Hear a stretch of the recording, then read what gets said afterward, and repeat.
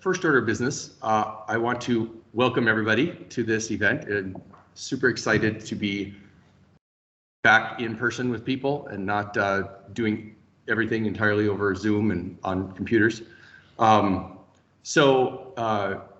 There's a little known fact about me. So my name is Michael Taylor, by the way, for those who have never been to one of these events, I guess. Most people, when they hear me, they hear somebody who's probably from the north. In fact, I've been confused with Canadians, which is probably an insult to Canadians, but because I don't really talk like a Canadian, but relative to the rest of the U.S., I guess I sound like I'm Canadian. And I've lived in the north most of my life, but I have in fact lived in Texas for 4 years. So for me, it's a little bit of a coming home, because when I was a kid, I lived in Texas, despite not having a Texas accent. But I will say that it's kind of fun being back. One of the phrases I remember from when I lived here was, when you address a group of people, you would say, "All y'all." And so you get used to that, all y'all or y'all. I don't know if they still do that, but it was a while ago that I lived here. But it's a quaint little thing. Anyway, so I would like to welcome all y'all to Texas for this event. I had one announcement to make, which was that in the workshops, two of the workshops have been switched. The Perpetual Labs and the Open Modelica workshop have been switched timing-wise. So we'll make a note about that in the program and stuff, but we just want to make an announcement as well, so there's no confusion about that. Let's see. So there's a dinner tonight that we'll have details on. I don't know if everybody knows this, but there are some printed parking slips out there on a table. So if you parked in one of the green lots, you can get one of those and put it in your car. And I don't know, are there any other organizational details we want to cover? Yes, so we had quite a shuffling of keynotes. Our original keynote speaker for tomorrow had a family medical issue come up, and he had to drop out.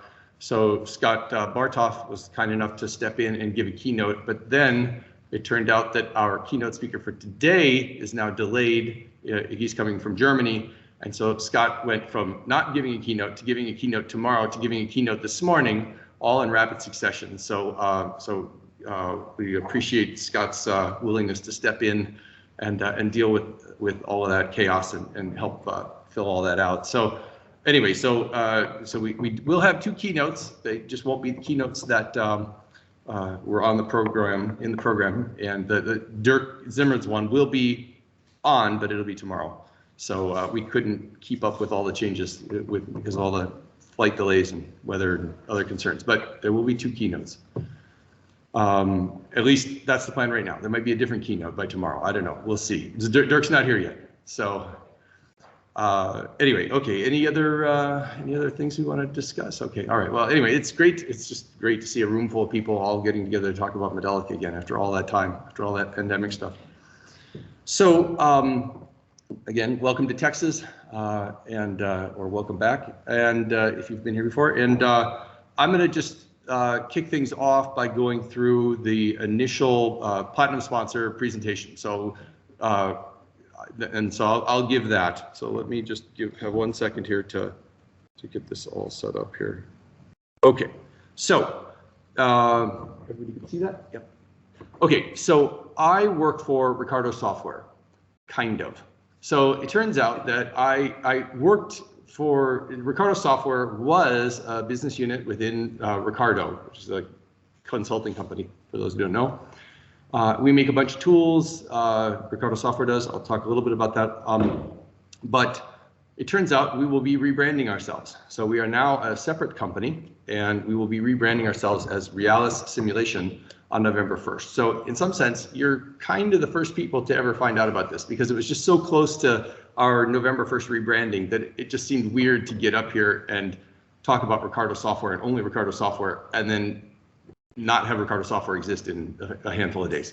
So we're going to give you a little sneak peek into that in terms of the branding. So it may be confusing for you, and it's confusing for me and Blaine. This is my colleague Blaine, also from Ricardo-Software, because we may interchange referring to ourselves as Ricardo-Software or realis-simulation, depending on what mood we're in. So we're going to be happy to have this rebranding over with in a couple of days, and then we won't have to keep those two things in our head. So I will refer to this as Ricardo-software, just for the purposes of not being too confusing. But anyway, so Ricardo-software. So what do we do? So Ricardo-software is focuses on obviously on developing software for modeling and simulation. One of the big things we work on is decarbonization kinds of efforts, trying to improve fuel economy and efficiency and so on in a range of different areas of propulsion. And so we have a lot of people who've essentially worked hand in hand with our consulting business. So we have a lot of deep domain expertise in modeling of various transportation and propulsion related systems. And so, you know, we see our sort of vision as helping to support decarbonization among customers. And we work, as I said, across all different propulsion technologies. We have this deep domain knowledge and also system modeling capability, which I will be talking about in more detail in just a second. You know, our goal is really to work with OEMs and tier ones largely, and to develop easy to use and intuitive software for those people. The usual things that I'm sure a lot of us hear in terms of modeling and simulation, trying to reduce time and reduce prototypes and things like that. So we work on that as well.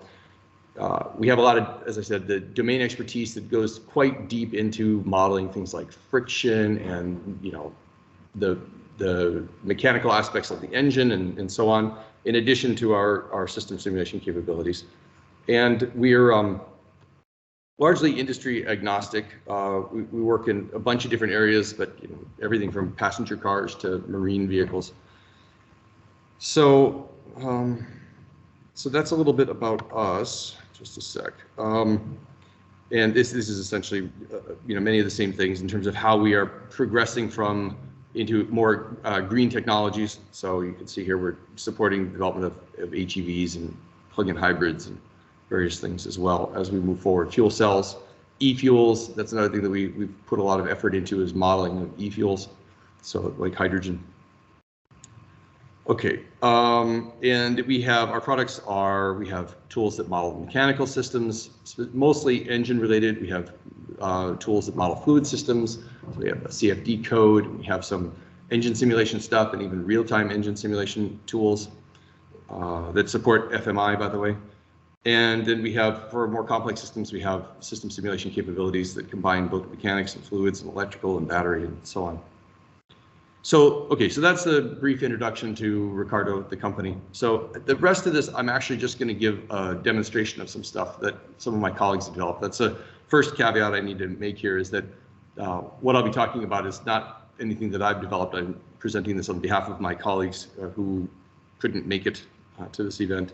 So let me switch here, if I can, just a sec, to a different application. Okay. So we'll go here. All right. So what I'll start here. So I'm curious, how many people here use VS Code? Anybody know what Visual Studio Code is? Okay. All right. So, all right. So this will be somewhat familiar to those of you who used Visual Studio Code. If you're a user of Visual Studio Code, maybe this will get you interested in Visual Studio Code. So Visual Studio Code is an open IDE platform that's developed by Microsoft.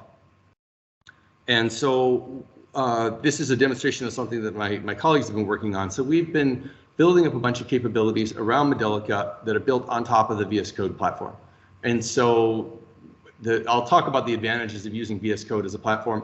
One of them you're going to see immediately. This is actually a tab in a browser. So this is actually a development environment that's running in a browser. There's a desktop version of this as well you can use, but I'm just going to show it to you in a browser because I like browsers.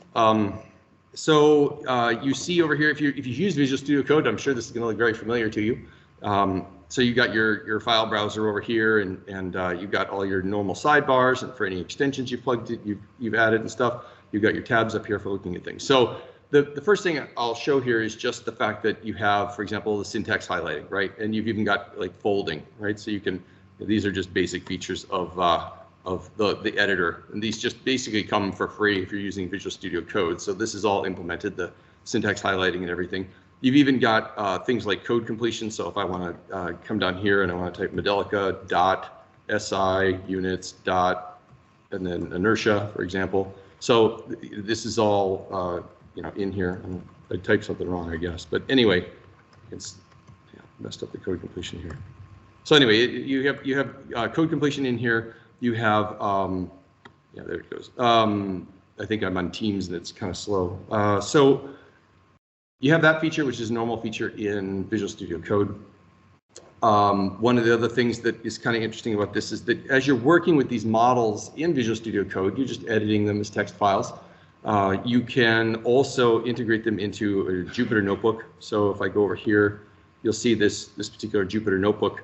And so what you can do is you can interact with those same models that are in your workspace. So I'm just going to go through here and sort of walk through this. So these are various steps. I'm going to run them one at a time. Normally you could just run them all, but I'm just going to go through. So you initialize a connection to the underlying solver. You then translate the model. So you can see that's being done there. That's done. You can then set up variables to run in your simulation. You can plot the initial response of your system. So you can see that. So if you're used to doing Jupyter notebooks, it's probably pretty clear what's going on here. We're writing some code here and then we're executing it, looking at the output. So this is, we have this controller and it's trying to follow this step function. It's not doing a very good job, as you can see. So then we can run an optimization. So in this case, we're using SciPy, which I imagine a lot of you are familiar with. So we set up an optimization problem in here and we minimize the error in our objective function. So I'm going to go ahead and hit play on that. And so that's going to go off and run these simulations. And then what you'll see when it's all done, so you can see the output is running down here. I'm going to just turn that off though. And what you'll see is all these vectors that it ran. So it ran the optimization. You see all these vectors. These are design vectors that it tried. And then finally at the end, once I have the optimal design that it spit out, I can then run this and then see how well it's actually following this thing. Now, we're going to set aside any issues about high gains in these controllers and stuff like that, and just applaud its ability to mathematically come up with the right answer here. So anyway, so that's an example of using Jupyter notebooks and just interacting directly with the models that are in your workspace as part of that. But the big thing that we really want to talk about there is I'm sure people are interested in, is actually being able to use Modelica in the sort of GUI way. And so I have here, let me close this sidebar here, make a little more room. So now you have a Modelica development environment as well in Visual Studio Code. And so you can see you've got your package browser over here, you've got the usual things that you do over here, you've got components, you can click on these components and open up their dialogues and edit their parameter values and stuff. Just pretty much what you'd expect from a Modelica development environment. I'll show you a couple interesting things. So you can do the normal dragging and dropping and stuff like that. Another thing that to keep in mind is because this is built on top of the Visual Studio Code platform, all the various extensions that you'd use in Visual Studio Code will work as well. So just a quick little tour here for those who haven't used it. If you have, there's a really nice extension, for example, that you can use called GitGraph. If I open that up, you'll see it's going to go out and fetch the history for this particular repository. And this repository is cloned from a GitHub repository and cloned into this environment. And you can see these different branches and stuff like that. You can do things like, and I was going to show this. Let's see if I can do this. I'm going to show this. I'm going to split my screen here. I'm going to drag the Git graph over here. Oops, now I got too many screens. Let's see. Okay, good. So now you see that this particular drawing here, I was playing around with this. I decided I'd make something that was kind of not as nice in terms of the diagrams, right? So what I can do is I can then check out a different branch. I can go to the main branch and say, yes, check out.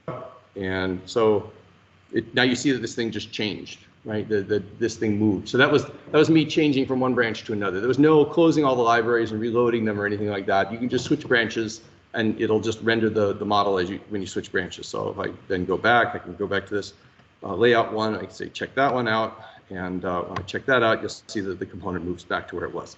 So, it allows you to seamlessly, switch branches essentially during development back and forth. So that's, and you can do that. You can just go back to older versions, whatever you want to do. So you can take advantage of that built-in Git functionality in Git graph. and the normal version control stuff. So for example, over here, I can take changes that I've made.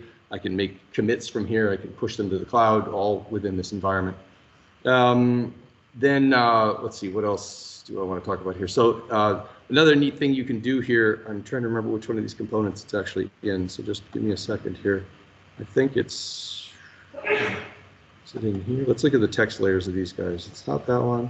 It's not, is it this one? It is this one. So if I then go back to here for the test model, oh yeah, I remember now. So if I click here, you'll see that this model has a file parameter, and I can refer to files in my local workspace when I do this. So I can just, if I want to load CSV data, I can refer to files that are there.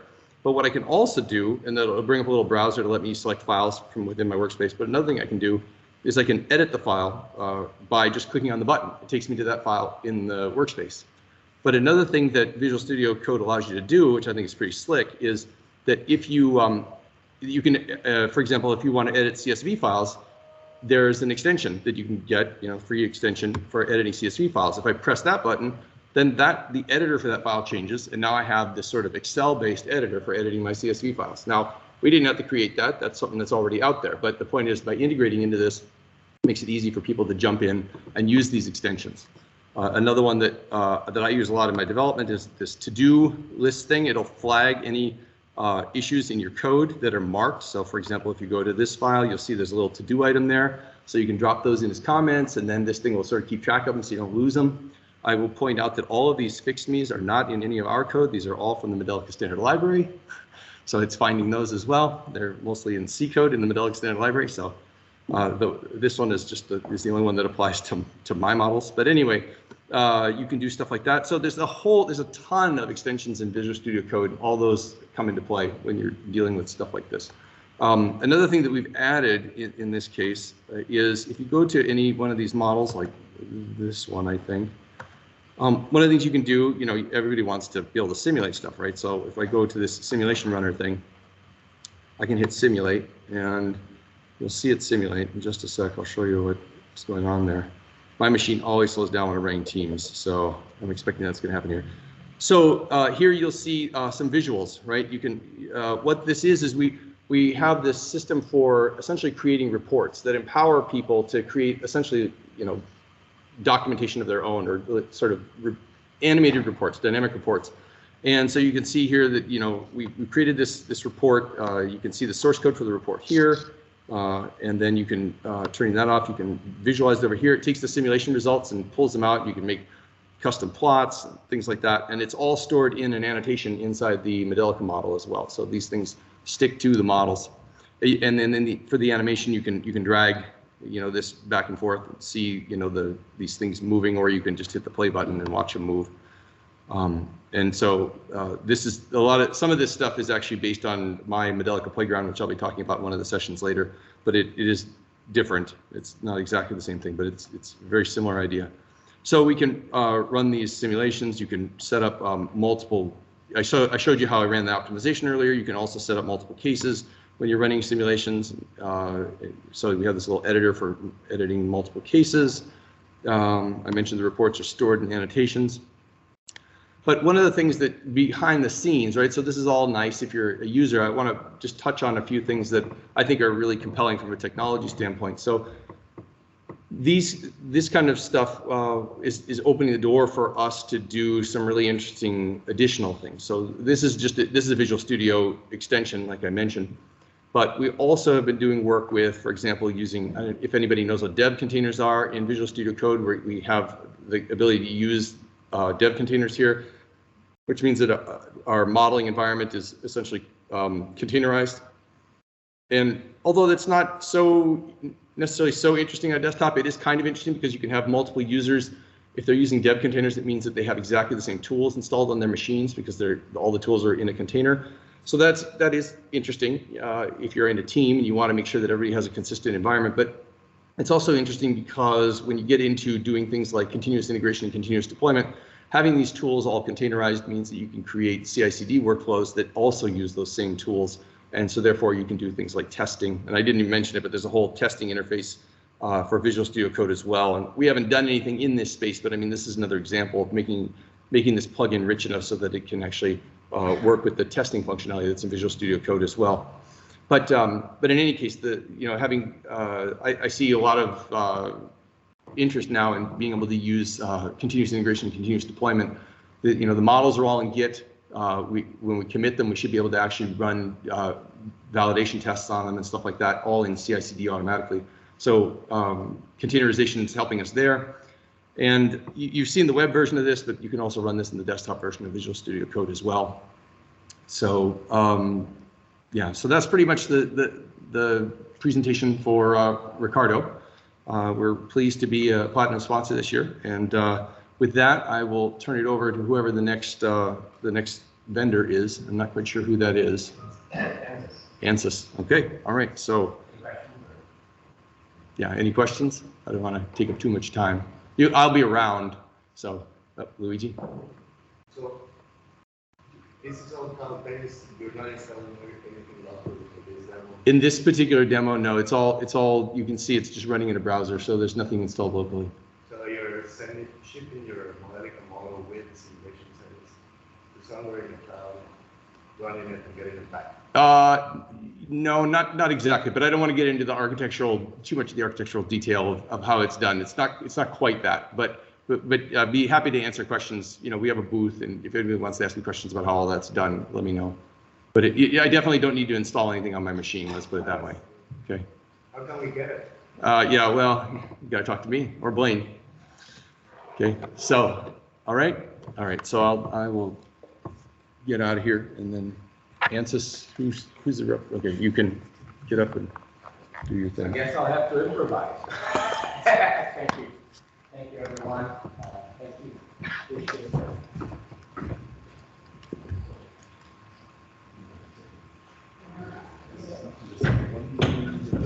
No, I'm just going to block. Hello, good morning, everyone. Can you hear me fine? Yes. And what about online? Everybody online good? Okay, so my name is Vitor Lopez Pereira. I run the business development for Ansys Digital Twins. So I apologize here. I don't have a presentation ready. Probably the person that was supposed to give this presentation hasn't been able to make it, so I'm going to cover for him since I'm here. So like I said, I cover our digital twin solutions. So part of our family of solutions is what we call Twin Builder. So Twin Builder is finally a platform that allows integration of models of different sources and different levels of fidelity. And one of those family of models is Modelica. So that's one of the things that is available there. So what I would say is, from a usage standpoint, there's almost like two very distinct that may evolve one to the other usage patterns. The first off is more like a users interested in doing system level simulation, but understanding different components of their system, how they're going to be operating together, orchestrating all of those models, but bringing models of different levels of fidelity to bear. So what do I mean by that? Let's say you have a complex system or even a simple system where you may have 4 or 5 different components. Maybe one of those components are very critical and you would want to do more high level, more high fidelity type of modeling. Maybe one of those components are not so critical, so you can do 1D modeling or 0D modeling a little bit better. So what we enable there in Twin Builder is the ability to stitch those models together by bringing to bear the power of high fidelity simulation through the technology of reduced order models. So what we do there is, if you all know Ansys, or for those of you that know Ansys at least, we've been in the market for over 50 years now, primarily in the engineering simulation space with high fidelity multi-physics models. Some of those models, however, can be very costly computationally to run. And if you're trying to understand the performance of a system in different parameters, different conditions, you probably end up needing a lot of HPC. So what we do with Twin Builder is we enable you to take some of these 3D simulations, create reduced order models out of them, and then link together with blocks of models that may be your own code in Python language, in C# or C, C++, or it may be blocks through the Modelica language. So we actually have a partnership with Modelon, and there's all the not all, but most of the Modelica libraries are available there to be used. Part of Twin Builder straight out of the box. Some there is an additional licensing that we can discuss, but depending on the use case there. But that's primarily the idea of being able to link these models of different sources, different levels of fidelity together to understand how your system is going to perform.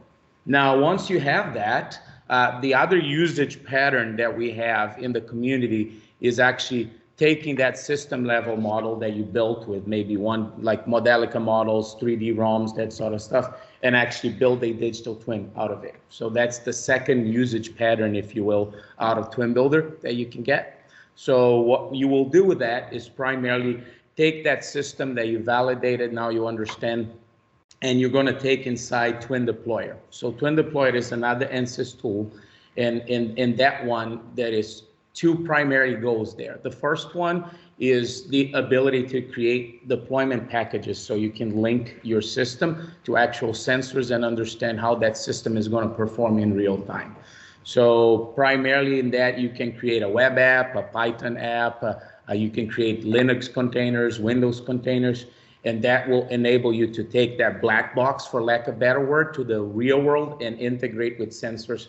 Now you will see some of the inputs coming into your systems will actually be live data, and you will see the models performing in real time and being able to give you additional insights of your system. Finally, the other part that we have inside Twin Deployer is what we call our hybrid analytics toolkit. So let's say some of you are working in scenarios where maybe you don't have a full 3D model, or maybe the 1D model that you have was very accurate initially for the design, but the equipment or the system that you're working with aged over the course of time. So the performance there's some missing physics, or there's some unknowns. We have inside Twin Deployer the house of what we call our hybrid analytics toolkits. And in there, we have primarily two different techniques today available. One is called calibration, and the other one is fusion. And no matter which one you're talking about, the goal there is primarily to fine-tune either by changing an existing model or by creating a whole new model by combining test data, operational data with engineering models that you have available there. To create a new model or to fine-tune an existing model so it can adapt in real time and agree more with the operations data, with the test data that you have. So I apologize here that I don't really have any visuals right now, because like I said, I'm doing this kind of on out of notice here. But I will have some visuals in the booth. So if you're trying to understand more about, hey, how can I actually build systems using Modelica libraries inside Twin Builder and linking them to 3D reduced order models to potentially create a system, take that one step further, create a digital twin out of it, connect the sensors, use hybrid analytics to be able to calibrate or create models that are adaptable in real time to the operations data, please feel free to step up there to the booth and ask me. I will have way much more collateral available to show and things that will make it more meaningful probably and less abstract. But for now, that's all that I had for you today. Thank you very much.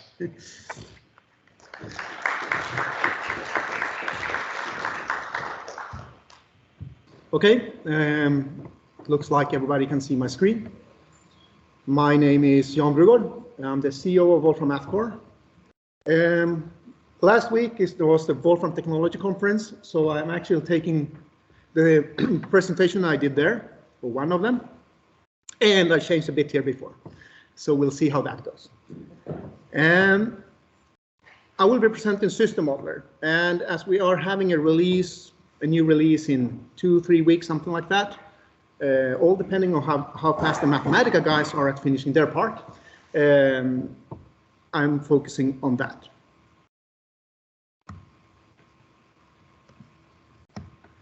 And I'm doing this in Mathematica notebook, by the way, and not a PowerPoint slide, if you think it looks a bit different from what you used to.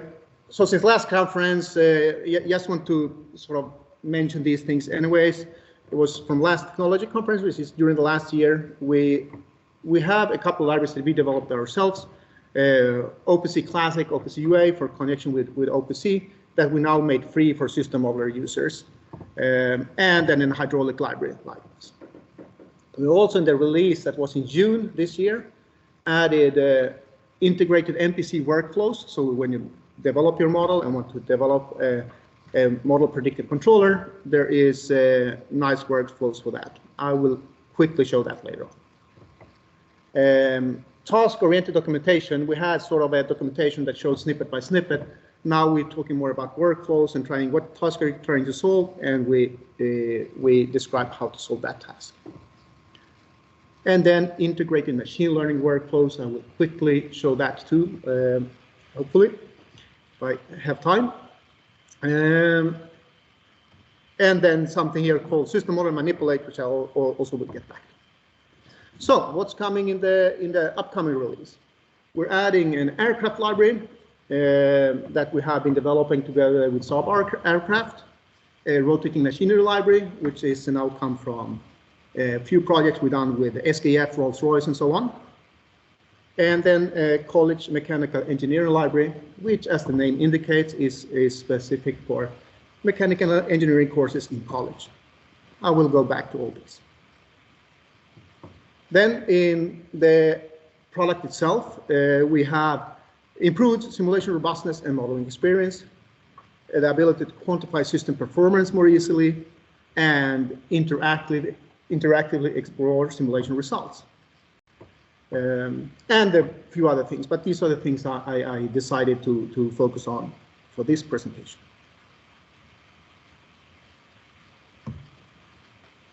So here is something. I'm showing the bugs. So now, competitors, look at this.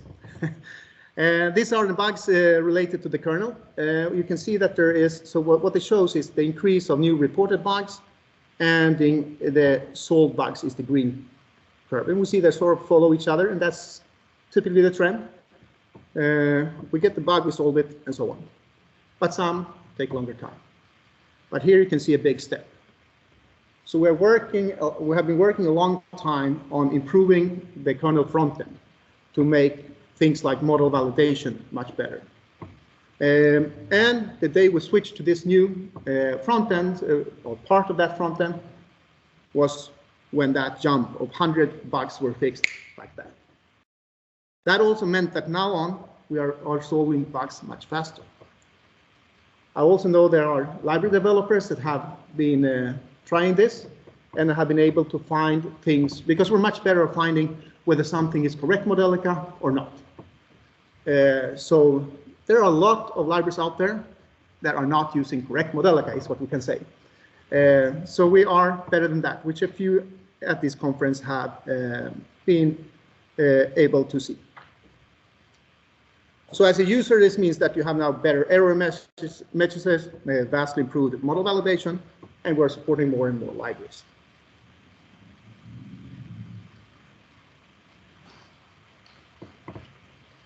Now, this library does not require, and is there time so I can see how much time I have, by the way? Yeah, I should have looked when I started. Anyways, we'll see. You stop me. So college mechanical engineering, we have a few years ago, actually the week before the pandemic, we launched the first what we call virtual lab, with the idea of making it easier for students to try things where they don't have the real lab there. Sometimes might be because it's too costly, sometimes it's hard, like, and so on. So we launched that, and then since we have launched a few new once in a while. So now we're launching college mechanical engineering. The purpose with these, as I said, is for students to be able to do their labs, but also to inspire professors around the world to see what can they do with Modelica, and in our case, what can they do with the Wolfram language too. I said I just came back from the Wolfram Technology Conferences, And one of the presentations there was from Cambodia. And Cambodia is really poor. But now they have a really big licensing of Wolfram technology actually in the country. But it's not as easy as just getting licenses, because most people don't have a computer. And most people don't have any data on any data plan. They can't access the internet easily. So both using a cloud solution or using something on the computer, it's not really available. So what they do, they have set up like hotspots where you can go with your smartphone and they run things on the Wolfram One platform, which is a cloud solution. But they're also running on things like Raspberry Pis, where you can use Mathematica. But it turns out that the Raspberry Pi in Cambodia is too hot. So it's not that easy to use that either. So we're reaching out to those sort of users also, which I think is pretty nice. If you want to know more about that, I can tell you more later. So let me move a bit of the, can I close that one, hopefully? Move a bit of the screens here from Teams. There you go. So resource function. There's a possibility in Mathematica to add functions as a user that you then deploy for other users. Any Mathematica user can find that. And this is one of those, where you can take this resource function is called system model manipulate. You take a model, and then it uses the model plot. And if you have a default model plot, it uses that. And if you have top level parameters, it says, okay, let's use these top level parameters and make sliders out of them. Or whatever would be the most logical sort of interface you would have.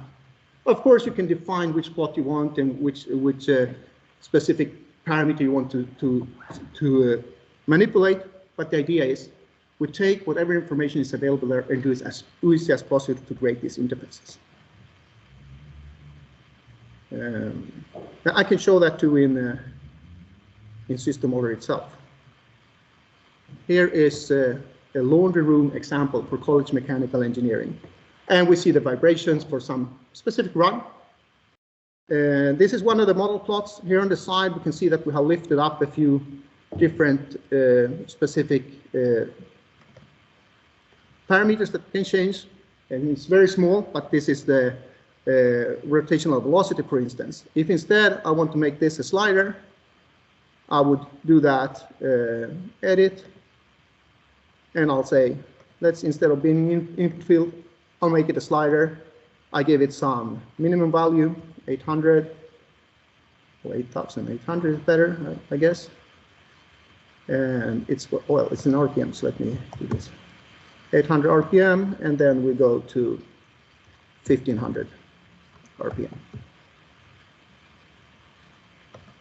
And now we have a slider here, which we can drag, and then it simulates again with that new value.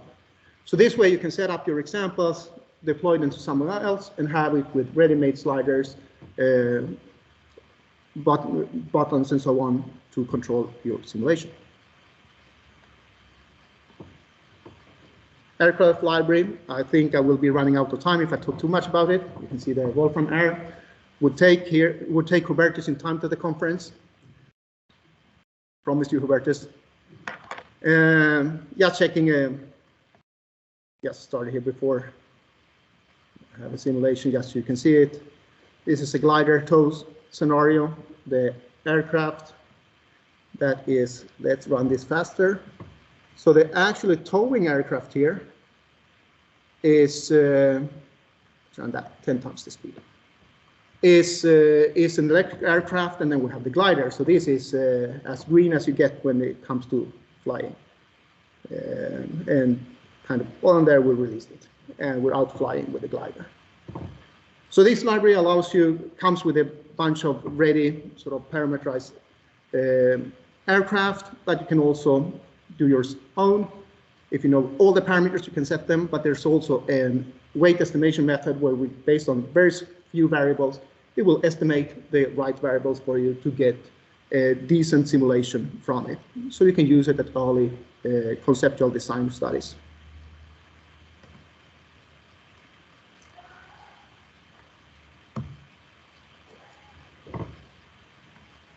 yeah, and of course you get all the simulation results and so on.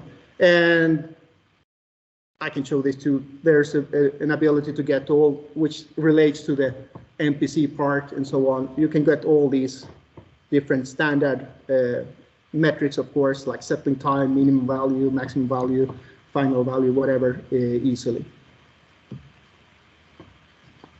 How much time do I have left? No limits. Rotating machinery, also launching soon. This has come out from, as I said, projects from Rolls-Royce and SKF and so on. And what the rotating machinery library allows you to do is to build up flexible body models that are compatible with a multi-body library. Here we go. Composing of gears, bearings, and so on. If we look at the bearings, at the moment is roller bearings. And they are set up so you can easily, let's open the help for this.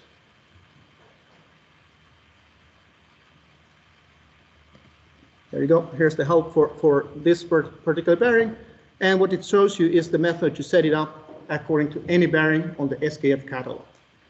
Likewise, you can use it. It's nice because most bearing manufacturers use the exactly same standard for parameterization of the bearings.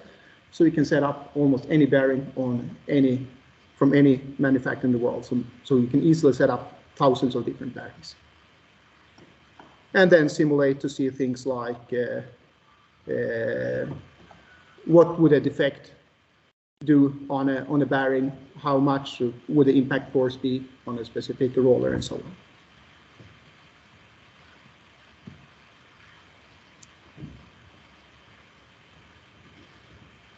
Machine learning workflows, I'm sure there are people here that are interested in machine learning too.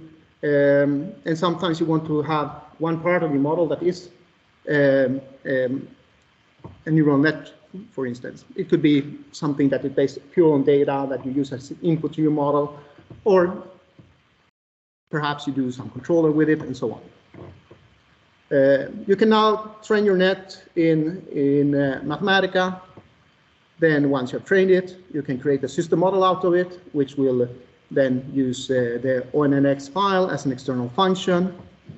And then you can drag and drop and connect it as any other Modelica model easily. So this is a full workflow for doing it easy for anyone that wants to combine machine learning with a system model. I can open the actual notebook with all the details also here, just to so quickly go through that. Yeah, so here you can see someone taking some data, then using that to train, and so on. Final slide, and it's sort of all sorts of things here, but I wanted to cover what we've done during the last year, or most of it at least. Integrated, oh, this has not changed. I have to change the asset. I was sitting here and modifying. So this would be MPC. Model predictive control.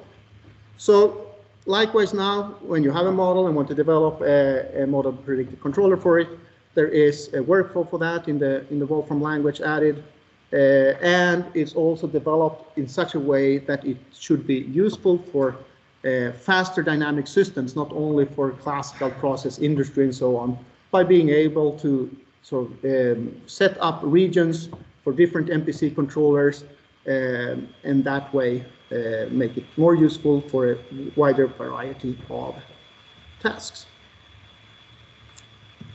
So with that, I'm pretty sure I'm out of time. Thank you.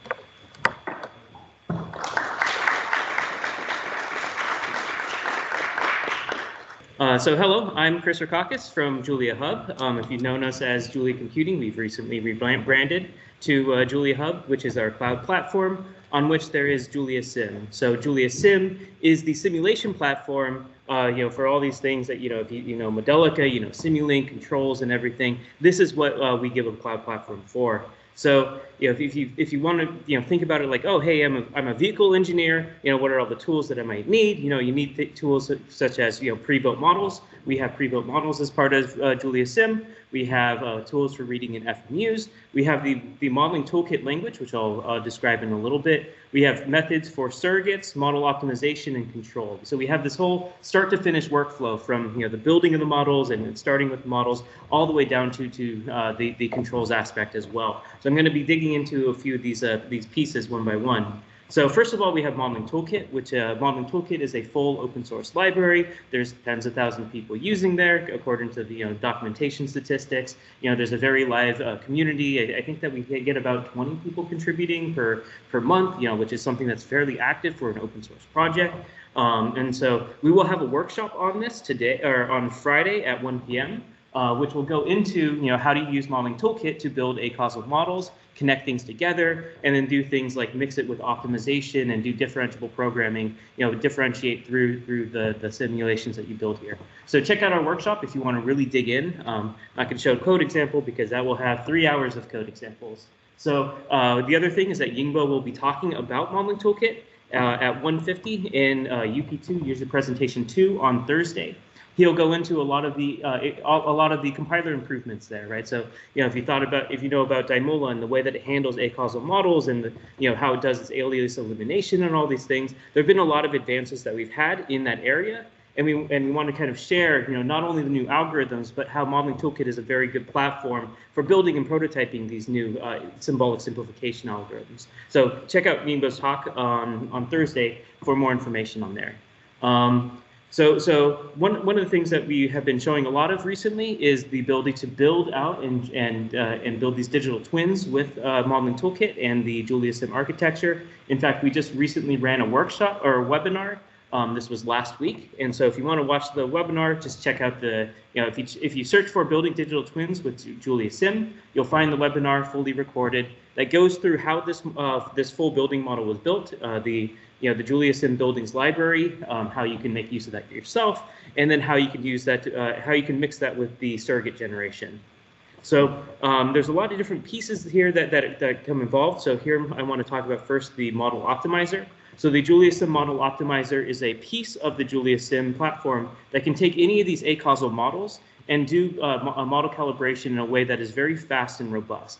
It uses a lot of techniques from differentiable programming to be able to enhance adjoints with automatic differentiation. If you want to talk in detail about that, I can explain how that advances it over previous techniques. And we're going to actually be running a webinar on this on November 9th if you're interested in this model calibration and this parameter estimation aspect.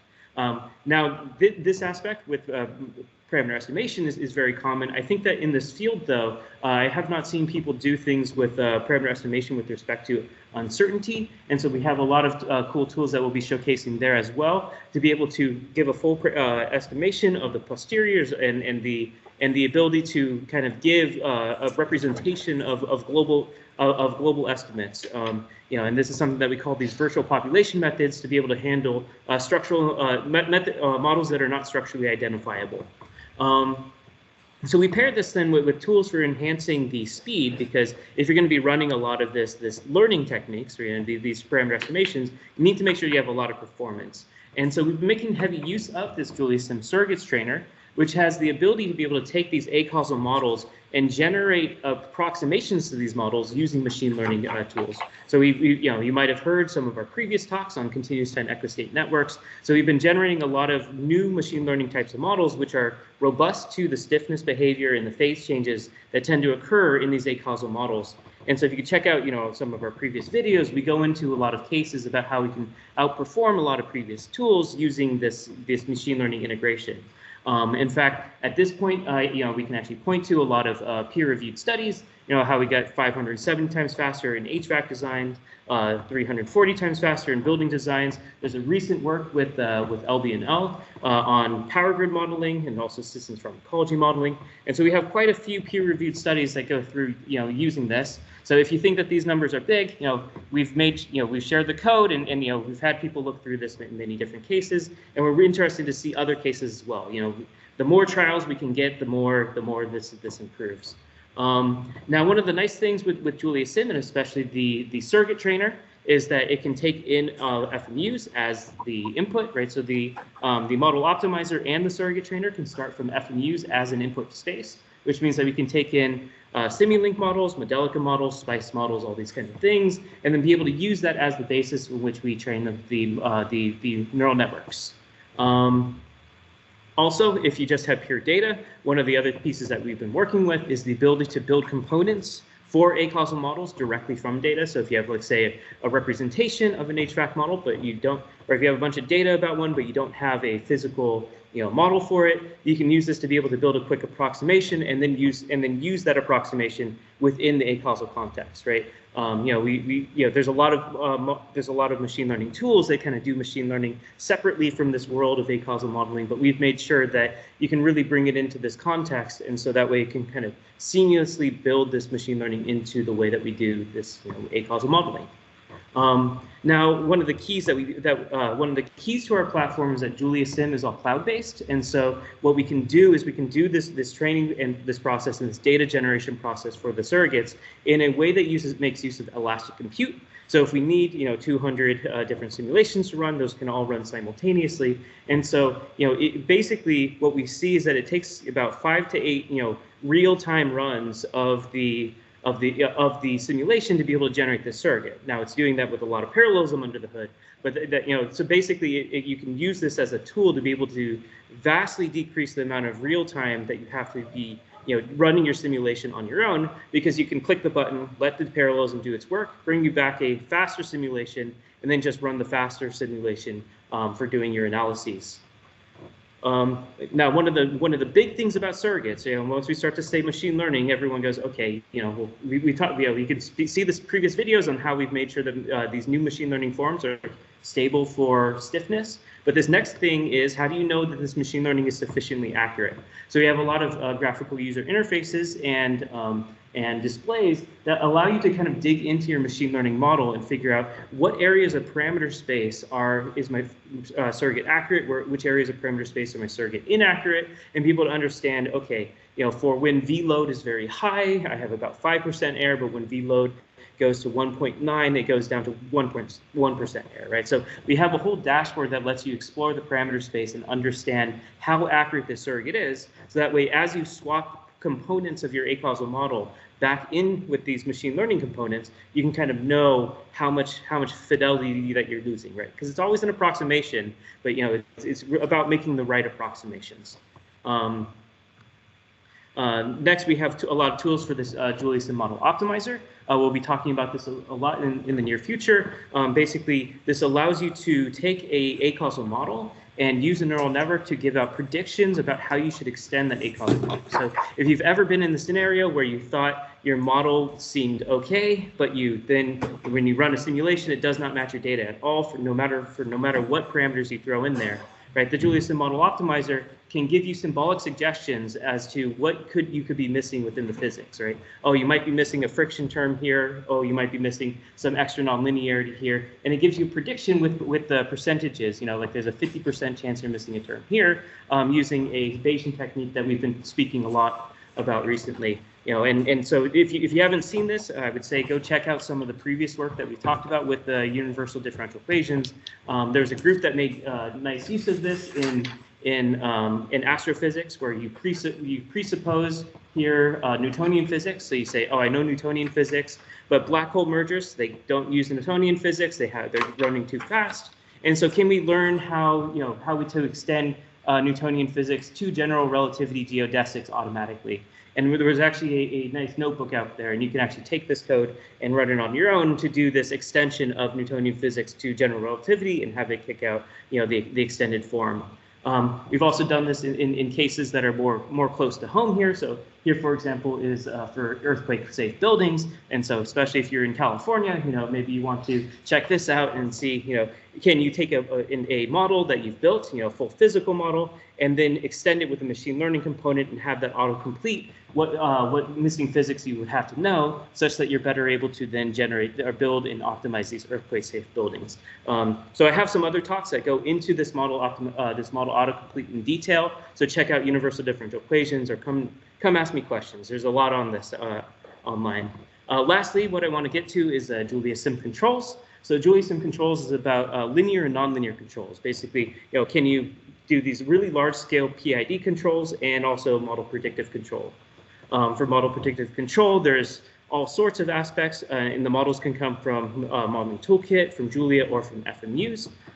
It uses a lot of high-performance solvers, and it's able to mix with the surrogates, so that way after you build an MPC controller, you can then build a surrogate of that, and it uses that same surrogate infrastructure, so that way you can do things like check the accuracy and everything. In fact, if you're interested in this component, there will be a webinar on November 2nd, which goes into MPC trimming and linearization. So that will run through how do you do this in code. Also, at the workshop on Friday, we'll also go through a whole how do you do this MPC on a aircraft, and you'll be able to run this yourself as well. Also, there's a lot of tools that we have in here for classical model order reduction techniques that are useful for things like building PID controllers, and finally for robust analysis and design. So the ability to be able to do controls in an H-infinity sense, H2 sense, LQR, be able to model the uncertainty, so that way you can know, for example, what is the maximum perturbation going to be, and how can I build controllers with respect to that are accurate with respect to the uncertainties of my model, which can then be known through some of these other machine learning elements. So that's a quick overview of what we're doing with the Julia Sim world, right? We have open source aspects that picked up with tens of thousands of users, and now with Julia Hub, we have these components that build with it and build on top of the FMU interface that bring machine learning and differentiable programming to the acausal modeling world. So thank you very much.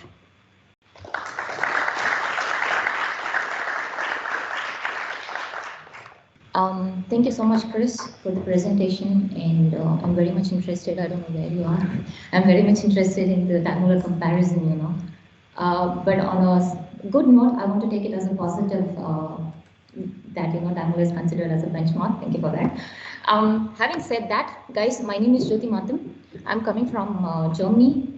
It's been 3 weeks since I moved to Texas, in fact, to the United States. So I'm a newbie here. So kind of exploring the things. Today I'm going to present or talk about the highlights of Dynola 2023X, which is the new release that's going to come up in 1 month from now, which is 25th of November. And also I would like to talk about a cloud application that we have built up for Modelica compliant solution, and also for the FMI standard. So these are the 2 things that I'm going to touch down today, and already on this first screen, you should be able to see the new highlight that's going to come up, which is the splash screen. To most of you who have used Dynola, you must know that when you land up the Dynola tool, you would not be able to see what's happening in the background. So as a good note, starting from 2023X, we have the splash screen, which is pretty cool, which gives the information about the Dynola version, the build version, and as well as the license key information from the server, or whether it is on the machine, and etc. With that, I would be talking a little bit more about, tell me if I'm too loud, because I don't know if I'm coming very close to the mic or, yeah, all right. So with that, I will be talking a little bit about the changes that have happened in the model editing for the simulation purpose, and then of course the classic FMI standard 3.0 and the SSP, which is, the SSP standard, which is the system structure and parameterization, how well we support it. These are not the entire highlights for sure, so I cannot bring all of them into one slide deck with a limited time. So of course we always release we always give you the release note, which gives you all the information about the different highlights that we have. But in my opinion, I think these are like the pretty good ones, so I'm just presenting it today. And if you need more information, please drop by at our booth, and we will be happy to give you more information. And along with that, since it's a Modelica vendor session, I do want to touch down about the entire Dassault Systems portfolio, because I'm representing Dassault Systems. How you can well connect Modelica compliant tool, which is Dynola, together with the other tools.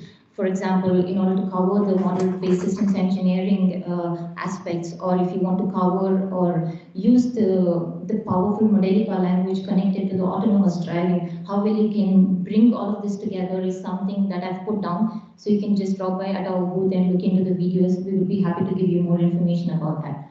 Okay, so coming to the very first highlight, which is about the view or the user interface to organize your models.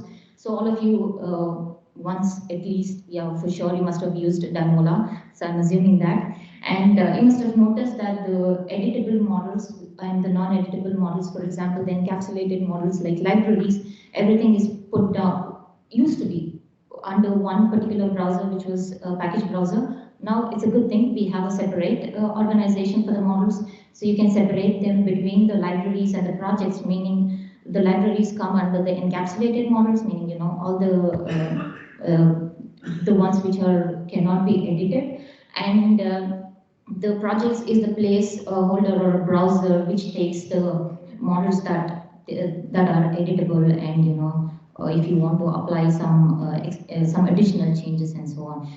In order to save some screen space, we do have projects and components by default, next to each other. And of course, for the old user or people with the traditional way of having the Modelica browser, you can still go ahead and have the package browser. It's not that you're in completely a different user interface. That's that. And then the second improvement that we have is handling of the resources. So most of you must have known that when you are building up your models, obviously you're using some external resources like images, tables, or external C functions for that matter in order to bring down the header files or the C files into your Modelica model to read some external C code. By default, in the previous versions, we didn't have the flexibility to bring this external resources when you copy a class from one place to another place, automatically. So starting from 2023X, we have an amazing advanced flag which is called as copy resources, which helps you to bring this information automatically, which helps you to update your documentation is updated automatically, so you don't have to do that job by yourself. And along with that, by default anyways, when you're renaming your models, obviously we used to do this by default, so we already keep that. But along with that, for the copying of the classes, you have this flexibility to bring the resources. It could be any kind of an external resources. This is one of my favorite, changing of the evaluated parameters during sweep.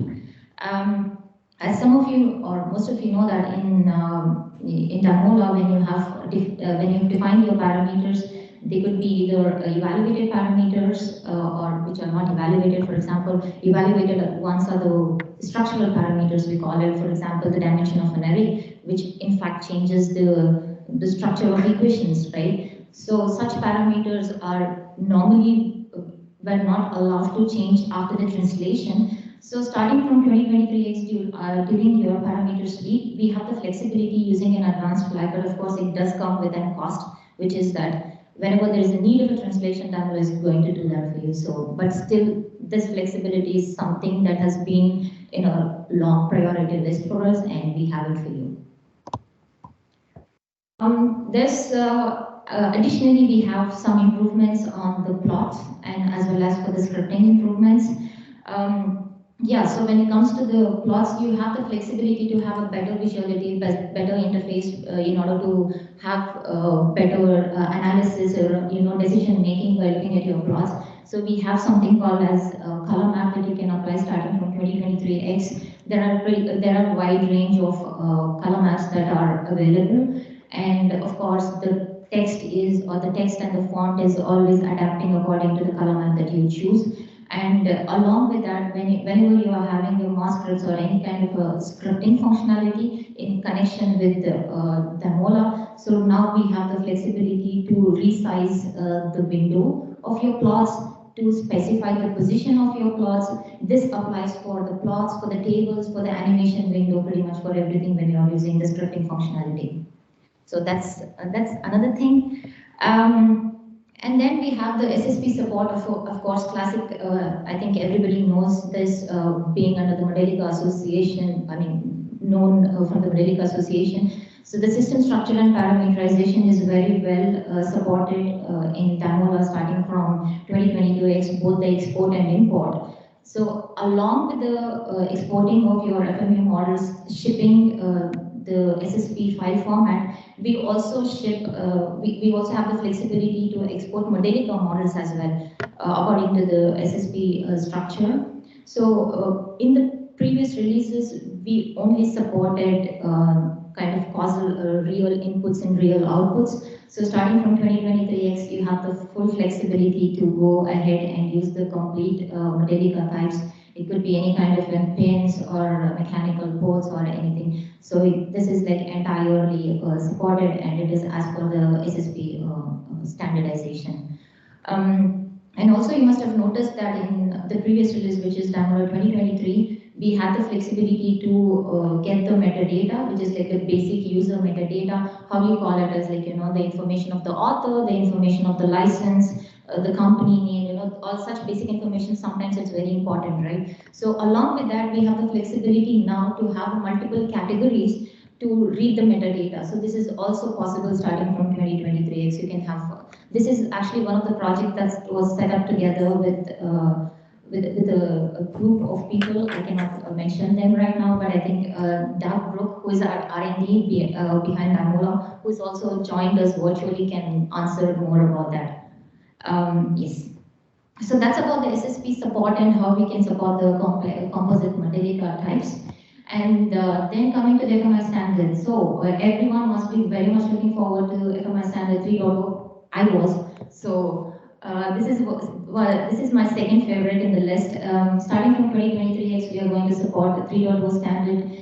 All the export functionalities and import functionalities within the Damola are aligned according to the 3.0 standard, except for the functional subsets or the new features that you must know, or some of you might be aware from the 3.0 standard, is still not available in the in Damola. But the future plan, which is going to be for the spring, which is Damola 2023X refresh version, for that the plan is like, you know, we bring down some of the latest features that are part of the 3.0 standard, like as you know that in the former versions of FMI, only scalar variables were supported, right? So array variables were hard to be expressed. So from the 3.0, it has been supported natively, and this is something that's going to come up for sure in the refresh version. Along with that, we have something called as terminals and icons in order to support the structural interfaces like buses, sequences, and so on. So the bus,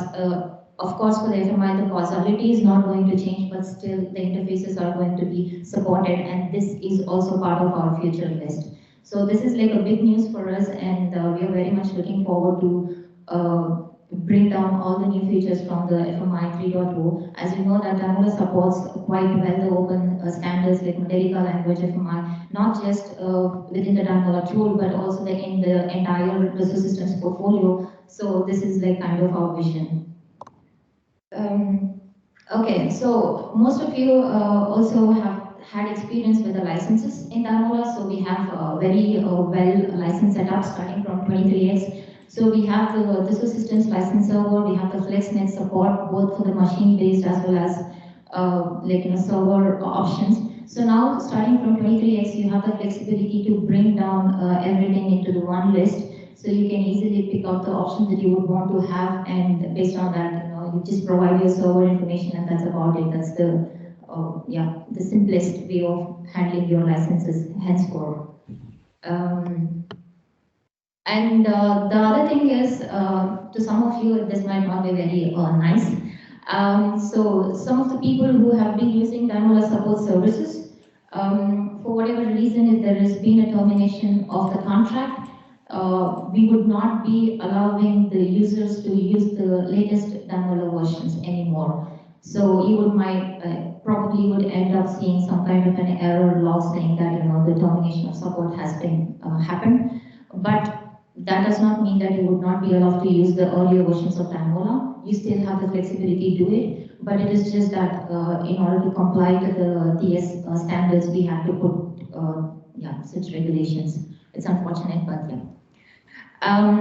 And then this third topic, or the second topic, is something that has been requested quite So whenever you're using Damola in order to set up your models, in order to do your system modeling, if you want to, I don't know, move from one room to another room with an unsaved Modelica models, and if your server connection has been lost, sometimes we had bit of a complaints on that. So starting from 2023X, good news, so Damola is going to give you warnings saying that you've lost the connection with the server, and it gives you repeated warnings until 20 minutes, and then once the connection has been restored, you would have your models, and of course, meanwhile, you can still save your content that you have created.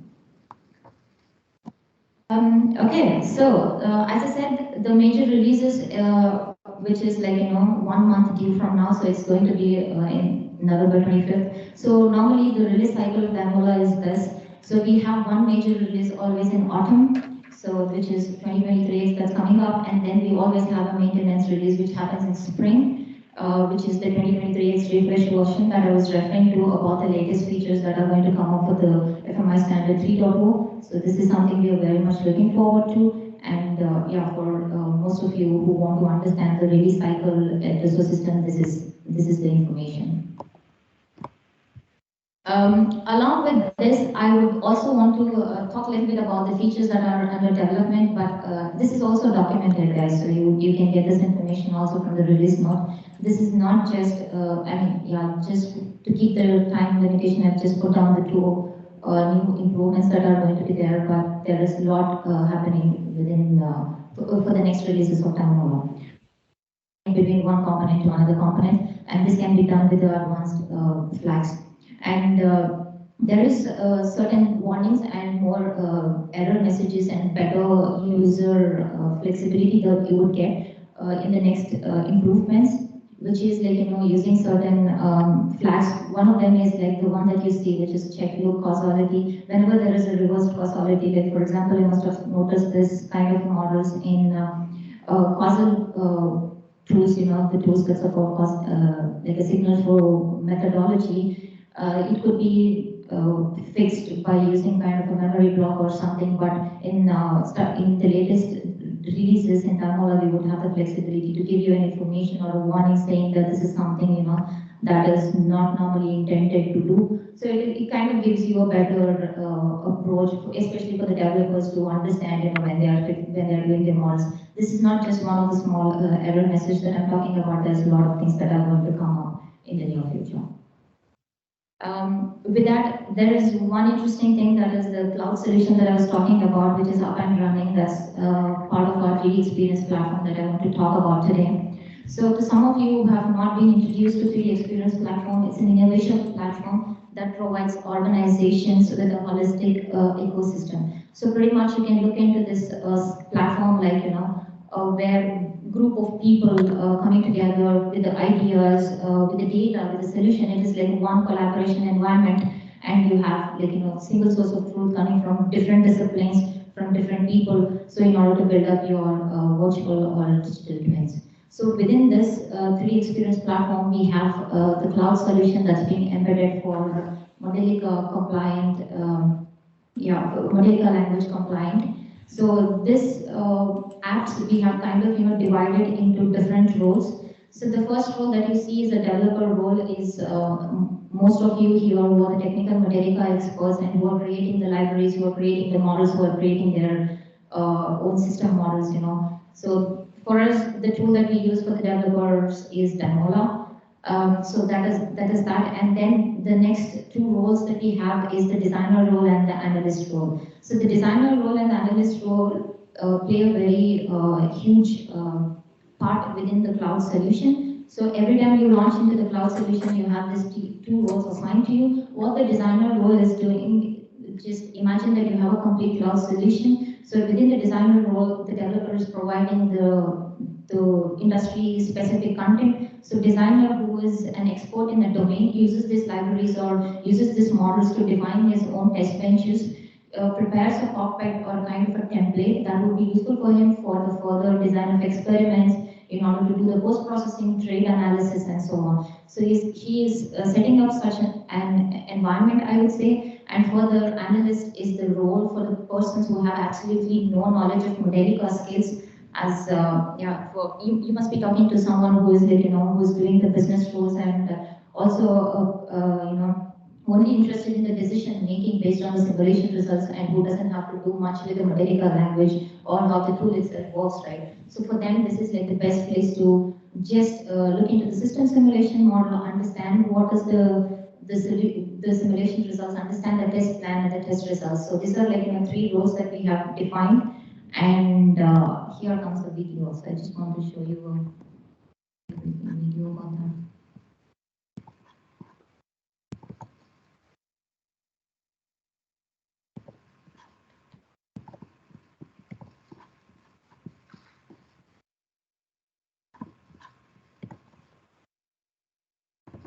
Okay. Yeah, so you can just bring down any kind of an Modelica compliant files, more files, or since we have the solution also on the 3D Experience platform, the file format that is supported with the 3D Experience platform, so you can bring either one of them into the database. So this is a complete cloud solution. You do not have to worry anymore about the compiler installations, the Damola installations, or the tool installations, nothing at all. So since we have a vast product portfolio, but I'm not going to talk a lot about it. I'm just going to show the cloud solution, but we have a lot of information that you can use in order to connect this cloud solution together with the other portfolio products. So with that, so once you drop your models that you're interested into the database, you can bring them and you can start bringing your, creating your own templates. So this is the role that I was talking about. You must be able to see that we have a design mode and the analyst mode. So the design mode, what he's doing is that he's bringing down the templates. So in this case, I'm bringing, I just want to make a simulations on the braking model. So I just create a template out of it. So I have my entire vehicle model. So you have the easier flexibility to get into the details of your each sub-blocks of your system. And at the bottom, you have like quite a lot of flexibility, pretty much how well you can use your Damola user interface. You can do the pretty much almost the same things here with a better accessibility when you're only interested in the post-processing, I would say. And yeah, so now you have the flexibility to have the animations. You have the flexibility to access the different integration algorithms and so on. And of course, okay, I don't know, something happened.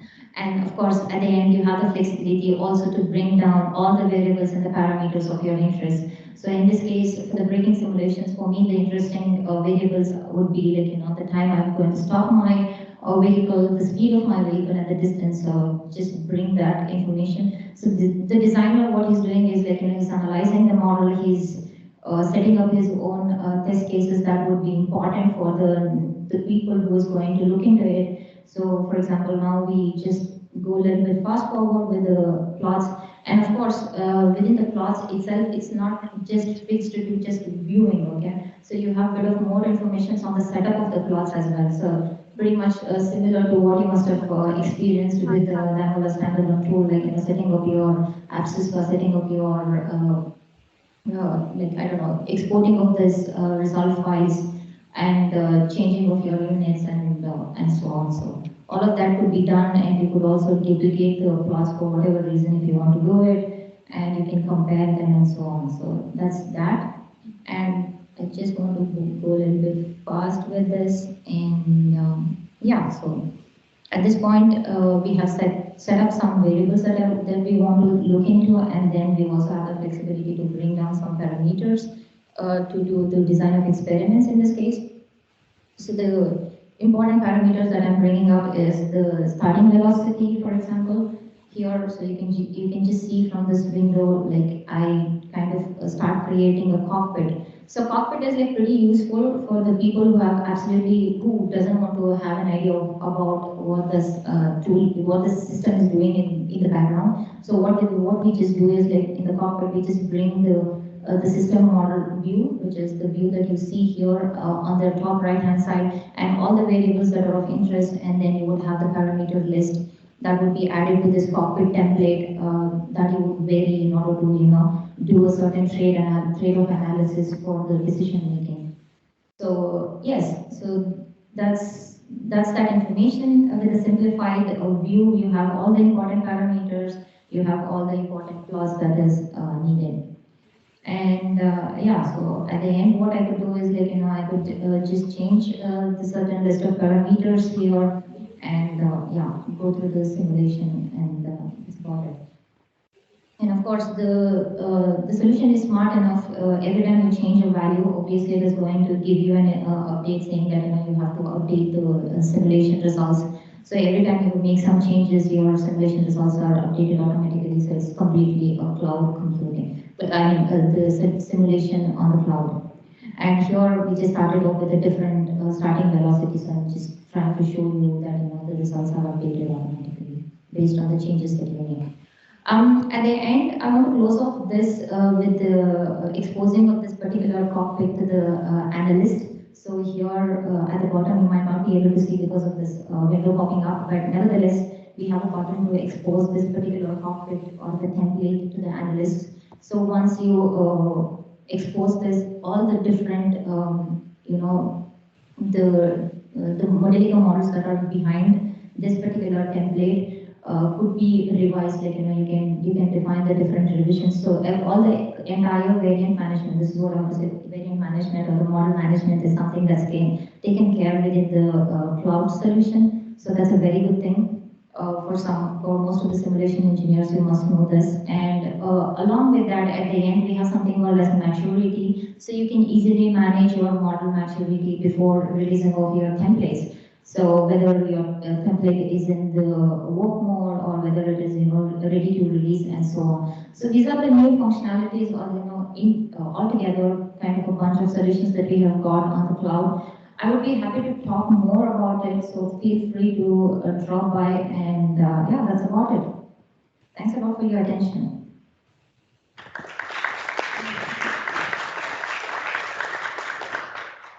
So good morning, everybody. I'm glad that I'm here. I had to get up at 3 a.m. Texas time this morning to make it, but I made it. So I will talk about our platform, Model on Impact, new cloud platform. It's been on the market for about a little bit over 2 years now. And I'll start with a lot of things that are new. And when you want to know more about Model on Impact, you can either come to our booth or you can even now still register for our tutorial on Friday, where we will go into more detail. So I will talk about our help center, the Model on libraries, which are available on several platforms. They are also available on Daimler, and about our cloud platform, which is accessible through public APIs. So first about the help center. With the Model on Help Center, we have really a quite amazing online resource about Modelica knowledge.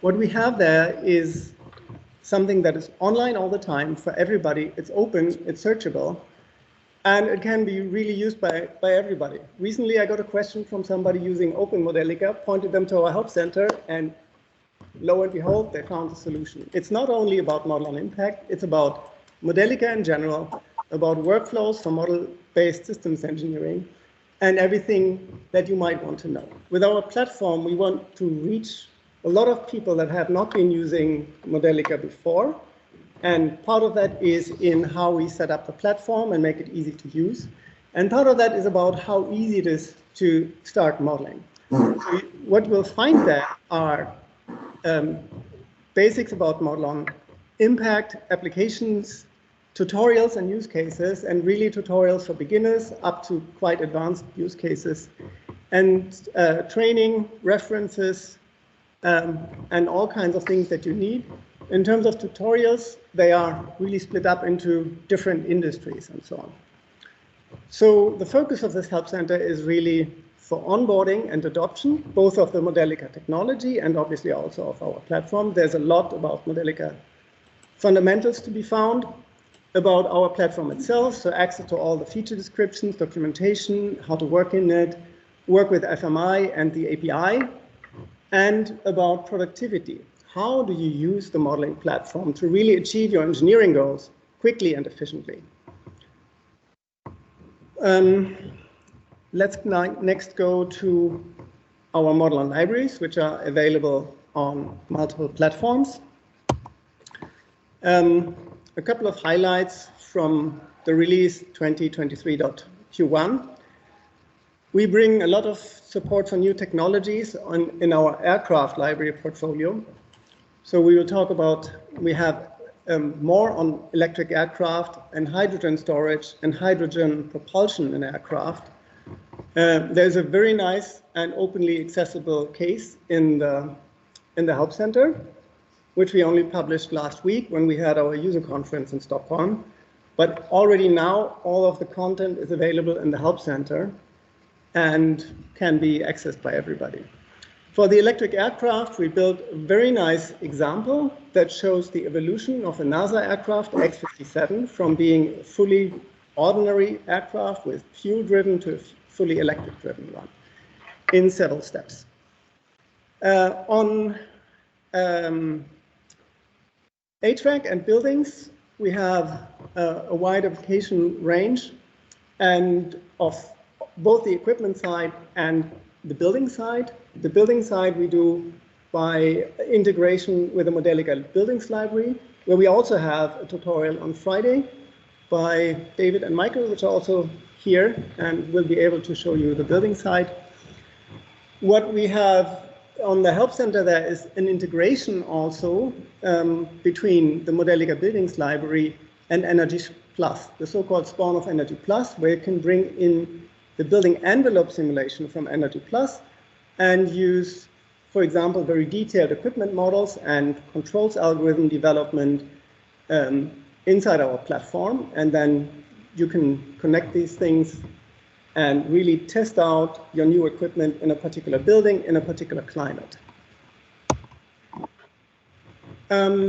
One thing that has always surprised me about Modelica is that it hasn't been used more for the simple steady-state simulation. Modelica comes from the transient world, but I think in terms of engineers, there's at least 10 times as many engineers that are busy with sizing things and designing things. And for sizing and designing, you don't need transient simulation. You need steady-state simulation or steady-state optimization. And we have had the capability on the numerical backend for that for a long time with very robust steady-state computations and robust steady-state optimizations. And since we had our libraries from before that, we are now introducing this capability into our libraries. So what will come in the next release is really good workflows and support for heat exchanger sizing. And in other libraries, there will be more work on battery thermal management. We have electrolyzer models in order to support our overall carbon-free energy portfolio with with hydrogen production capabilities. We have built a couple of really nice demo cases, which are all available in this Help Center. One is this clean aircraft scenario, where we developed step by step an X-57 experimental aircraft from NASA that is transformed from fuel-driven to fully electrical-driven.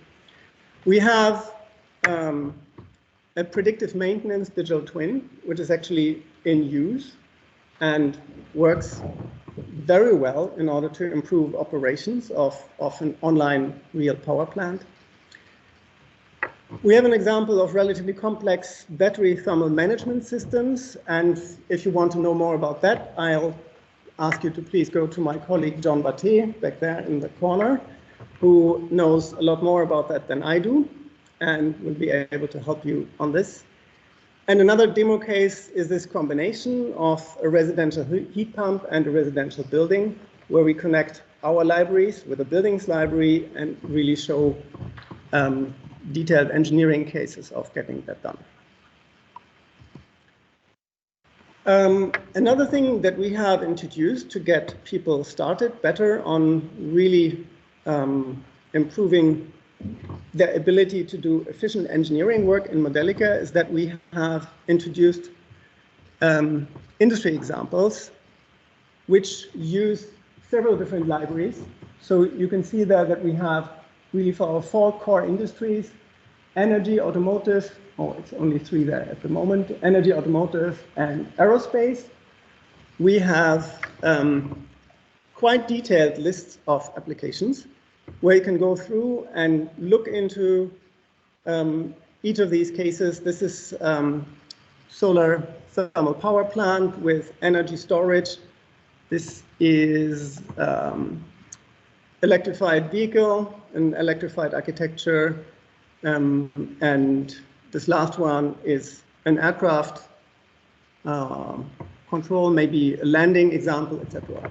So what these industry examples do is that they put together models from our complete portfolio. So you can have a complete aircraft, and then you can look at, and they show you really fairly different aspects of that. For aircraft, for example, we have handling of fuel systems, we have controls, we have an aircraft dynamics library, which is about the whole aircraft dynamics and architecture, where you can, for example, look at the effect of sloshing fuel tanks in maneuvering aircraft, etc. So it's a wide example area of quite advanced use cases in our core industries: energy, automotive, and aerospace. And what is coming next is also in HVAC and industrial equipment. So, yeah, the purpose of this package is really to span and showcase what can be done in Model and Impact and provides an easy way to get going. So it's really dedicated to all users, existing and advanced ones, technical sales, technical specialists, as well as managers, and providing demonstrators on what you can do with it. And it's a common place for storing multi-library examples. In Modelica, everything is done in libraries. But a lot of real work comes from the combination of several libraries. I mean, we often need to combine open source libraries with commercial libraries in order to really get full use cases growing, and it shows best practices on how to do that. So we really use them also to evaluate our library on being able to handle really complex cases and complex workflows, and being able to showcase these easily and show that they work robustly together. And then we want to have examples which are really relevant for different user groups. So these are ordered by industry and not necessarily by application. So we have a heat exchanger library that can be used in automotive, in aerospace, and in energy, but it would always be in different ways and with different workflows and use cases.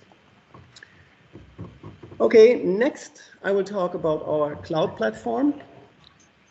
We've had Model on Impact, our browser-based simulation tool, out for about 2 years now, and we now really have done the next step in bringing it to the public cloud, which we did in June, I think.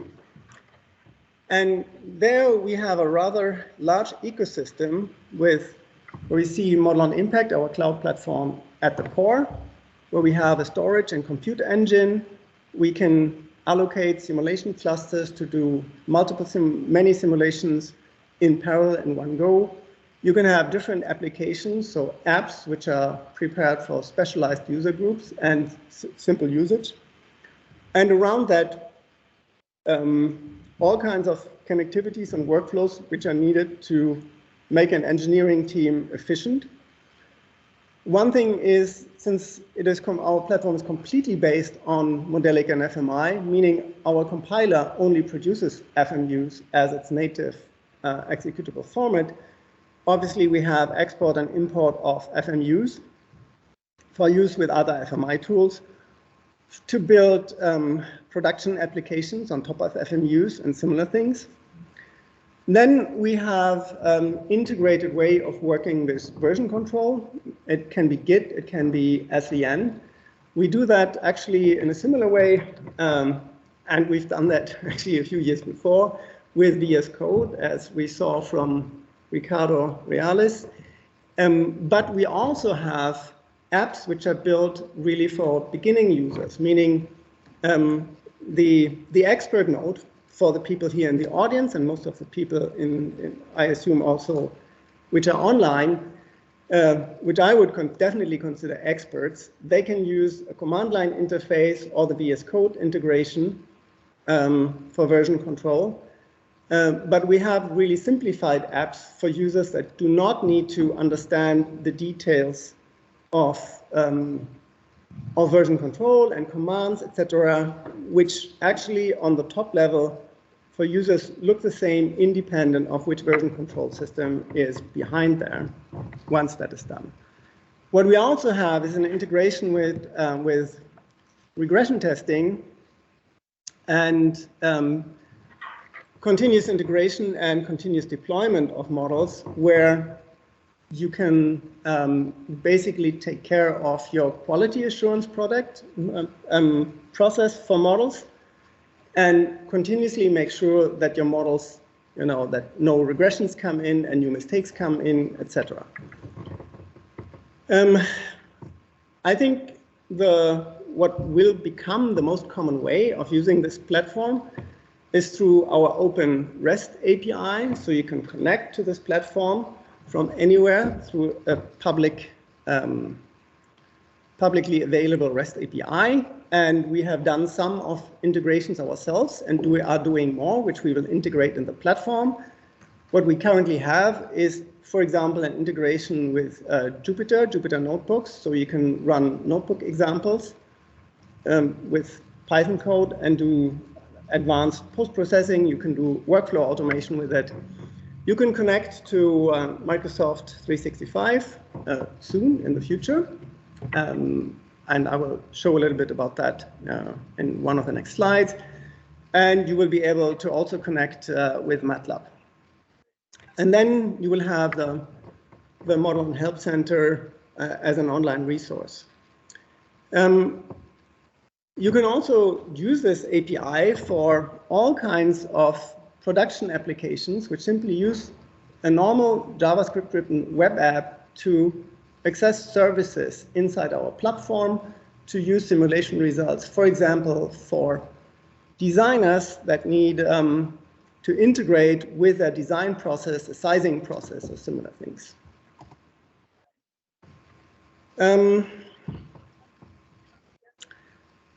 We have, with this productivity connecting using the Python client library, I mean, what you see here on the left is actually VS Code. So we also have integrated VS Code in the platform as an app, which allows you also to do text editing and authoring in Python and Modelica. And here, what we demonstrate here is simply one application where we connect through the REST API to a server, run a simulation, and plot a result. This client library is available at Modelon community website on GitHub, and you can find the documentation for that on Read the Docs. And there is all the help to get started. So in terms of the connectivity through the REST APIs, what's coming next now in Q1 23 is an add-in for Excel 365. That will allow you to do multi-simulation setup and post-processing, and you have a single sign-on to ensure a smooth login experience. So you will be able to really work with a single sign-on with Modelon Impact in the background, executing many simulations. This is an example here that is shown with a battery charging design, a simulation of 30 battery configurations. And then some plotting, and there you can see, for example, a Pareto front to work with that. So another thing coming next is in terms of connectivity is that we will be able to export Windows FMUs from the cloud platform. Cloud platform is on Linux, but a lot of the ecosystem around modeling and simulation still runs on Windows and local laptops and not in the cloud. And in order to enable that, we will have cross-compilation to Windows FMUs so that you can bring, even though our cloud platform is on Linux, bring things to Windows and run them there. You can already do that today, but then you will need to install a local installer on your local machine and on a Windows machine. I think that's it. So our motto is really about accurate simulations and that are supporting engineers to make better decisions. Thank you.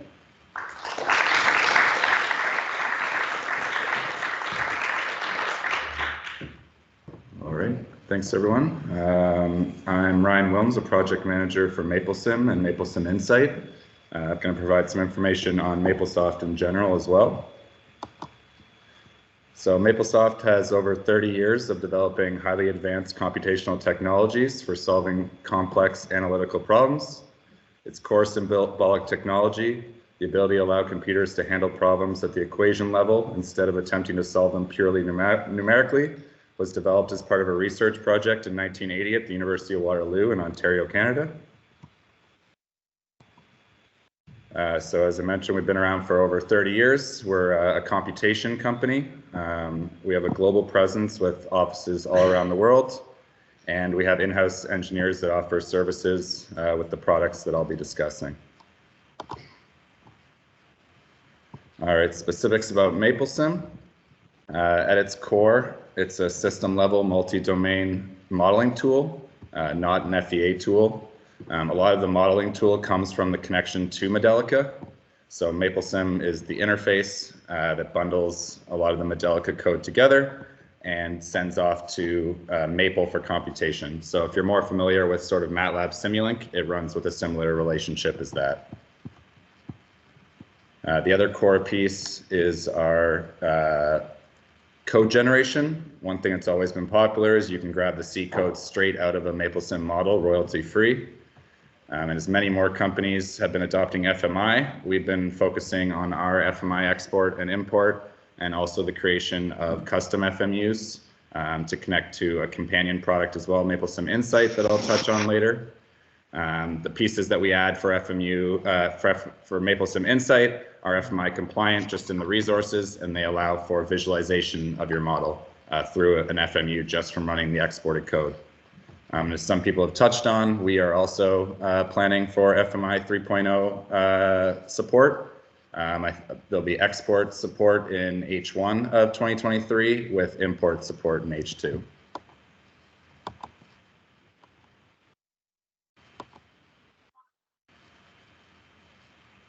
So here you can see sort of the model version of the UI with the blocks. And on the right here is the results manager with your plots and your visualizations, including all the variables in the section there. And you can save results to compare once you've changed any parameters and overlay the plots of multiple results being simulated. In MapleSim, we've got a core base of default libraries. So multi-body, electrical, thermal, rotational, magnetic, hydraulics, and pneumatics, as well as add-on options for battery, driveline, heat transfer, and in the last couple of years, we've added ropes and pulleys, tires, and web handling library. So the key differentiator for us is Maple. So while we're based on Modelica, the benefits of Maple provide an API for interacting with other data sources. So the model you create in MapleSim has a Modelica representation under the hood, and oh, sorry about that. And so you can extract that model, get that as a manipulative object, and analyze and work with those equations through Maple code. We've also built in a lot of the default functionality that users would want into apps. You can also build the model from CAD. So our CAD import tool will allow you to bring in your model from various different CAD file types. And as you can see here, you can also bring it in components. So once you bring it in from the CAD system, you can identify which components you want to group. So in a model that's this complex, you don't have to have every single bolt be differentiated, as that would be cumbersome to bring into your model. So you can group in those models. You can add ports. You can identify edges and faces that you want to work with and package that all together in order to create a block that you can use in your Modelica model inside of MapleSim. And then you'll have it all as one system to work with. So I touched on apps a little bit before. We've got about 20 of them. Some are for analysis, like an equation extraction to view things of that nature, linearization. We've got component creation apps for 1D motion generation and kinematic cam generation, as well as utility for code generation and Excel export and data creation through Maple code. Along those same lines with the Maple connectivity, we've got a complete API. So again, as I touched on earlier, so what you can do is take your Modelica representation of a model, use these Maple API commands, which will allow you to pull out whatever information you want. So here you can see here you've got get multibody, get parameters, get ports. So you're now pulling out that information that you want to analyze. You've now got it in a Maple worksheet where you can manipulate that information in any way that you want through the Maple programming language in order to get optimized results or distill out results that you're looking for. And then that also is a round trip. So you can send that information back into your MapleSim model and update your components and your model after you've done that analysis.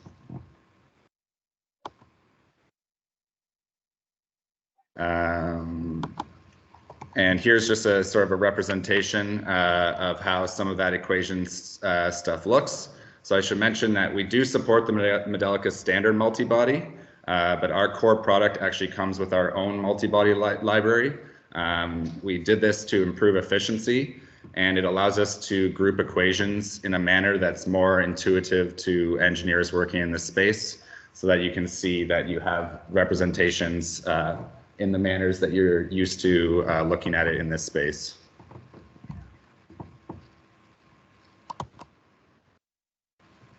And if you are less familiar with Maple code, we've got ways to make that a lot easier.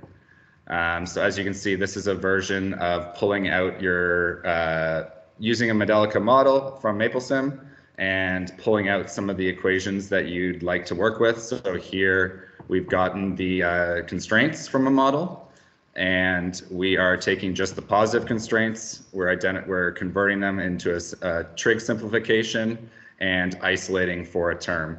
And on the right-hand side here, you can see the context panel. So if you are a bit unfamiliar with Maple code, if you have your cursor in any result, it recognizes any relevant mathematical computations that could be applied to that result and provides you those options in the context panel, which allows you to know what you can do, and you just see it there in layman's terms without having to know the Maple code.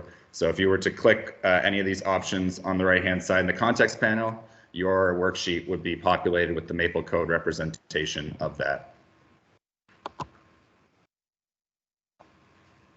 And here is speaking specifically to Modelica. We have Modelica custom components inside of MapleSim. So not only can you manipulate the equations, but you can wrap them up and load them back into MapleSim as a Modelica component. And that's what you're seeing here. On the left is the worksheet where you've pulled out the equations and manipulated them. We're packaging them up as a component in MapleSim. It appears under your local components tab, and then you're adding that to your MapleSim model there on the right-hand side for use in your simulation. We also have a Modelica code editor. What this allows you to do is view the Modelica of any component in all of our libraries. Obviously, some have the protection annotation, hiding some of that information. But yeah, this is a nice viewer of all the different Modelica code. And within this, you can create custom components based off your own Modelica code. So the aspect here on the right where you see the code view is an editable region that you can, or in the Modelica code editor, that you can create your own components. It's not really a tool for building a package of Modelica components. It's mostly for component generation, but we also have full package import of Modelica for user libraries, as well as stuff you would find on the Modelica Association, their open source libraries as well. And so here's a comparison of sort of the library view. So if you bring up a certain component, that is going to be read-only, and then there is a version that's not read-only where it's for you to create your custom components. And we've done a partial flattening of all the classes and components in this view to distill out the information that you're looking for. Touching on a bit of that FMI support that I had mentioned. So we currently support export of model exchange and co-simulation for 1.0, and export and import of model exchange and co-simulation for 2.0, and export and import for 3.0 are on the roadmap for 2023. And we offer source code only versions across all platforms, Windows, Linux, and Mac. And what we're doing is really leveraging a lot of the FMI in connection with Modelica here to move ahead and connect with existing tool chains. So we use the FMI to provide standard connection to automation tools like Simulink or Rockwell Automation and B&R development software. So obviously you can come and see me at my booth after. You can try a free demo. There's options for just a purely online demo version of MapleSim, as well as the desktop version if we were in contact. And quickly, I just want to... So what we've got here in this video is on the right-hand side, you'll see MapleSim Insight. And on the left-hand side is an application through Maple. So a model was built in MapleSim, and we have embedded components in Maple, like many people have touched on today, sliders, buttons, checkboxes, things of that nature, where you can build an application. And so that's what's being navigated on the left-hand side. And so this is all real-time live connection from your MapleSim model simulation into MapleSim Insight through an FMU. And you're able to live update the parameters of your model of the FMU and get the visualizations. And that's kind of the key that we've been working on and developing through Insight, is to get these visualization components as you update your model parameters in a live manner. Allowing you to connect to your tool chains as well in the same process. Obviously, this is a version of a simulated model, but this same process working with the existing tool chains. And that's all I have.